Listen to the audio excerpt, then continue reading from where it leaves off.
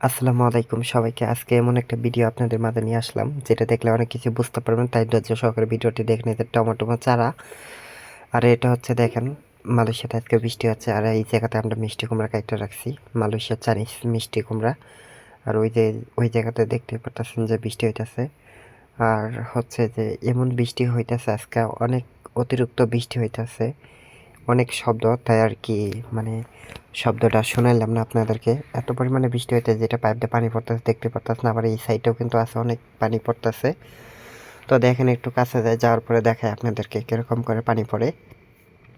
এই সাইডে দেখতে পারতেছেন যে দেখেন অনেক বৃষ্টি নামছে, অনেক জোরে বৃষ্টি নামছে, আর অনেক পানি আসতেছে উপর টানে। আমরা পাহাড়ের এই সাইডের নিচে থাকি, তো তাই রাস্তাতে পানি নেমে আইতাছে।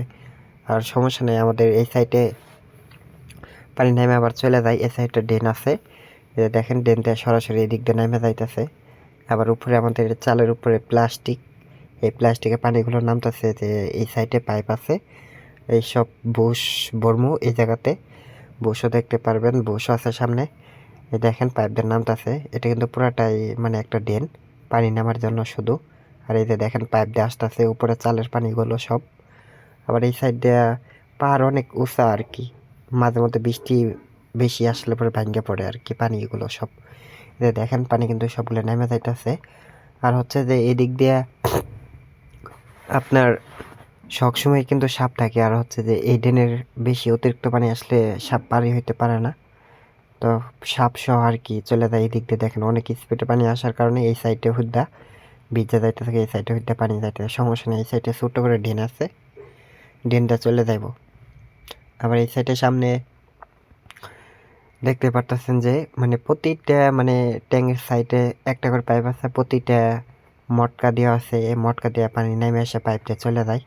আবার এই সাইডে কিছু প্যাকেট আমরা ভরছি, এই যে বুশ দেখতে পারতেছেন, এই সব প্যাকেটের ভিতরে ভরমো, বইটা টমেটো লাগাইমো আর কি।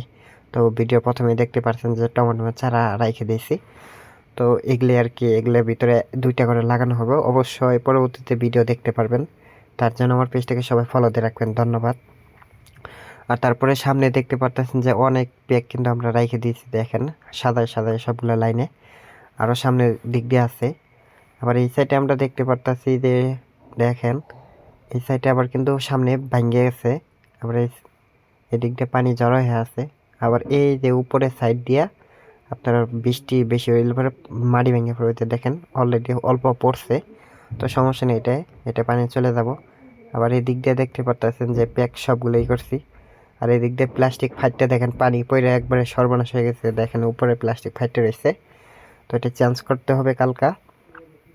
চেঞ্জ করে তারপরে নতুন প্লাস্টিক লাগাই দেওয়া লাগবে, পুরাতনটা হবে না, এটা ফাইটে গেছে, পানি পড়ে শেষ। আবার এই সাইডেও দেখেন পানি পড়ছে, তো এই সাইডে দেখা যাচ্ছে যে ময়লা আটকিছে, তার কারণে পানি অতিরিক্ত হয়ে গেছে। তো সবাই ভালো থাকবেন, অবশ্যই আমার ভিডিওটা ভালো লাগলে পেজটাকে ফলো দিয়ে আমাদের সাথে থাকবেন, ধন্যবাদ সবাইকে। অবশ্যই আমার পেজটাকে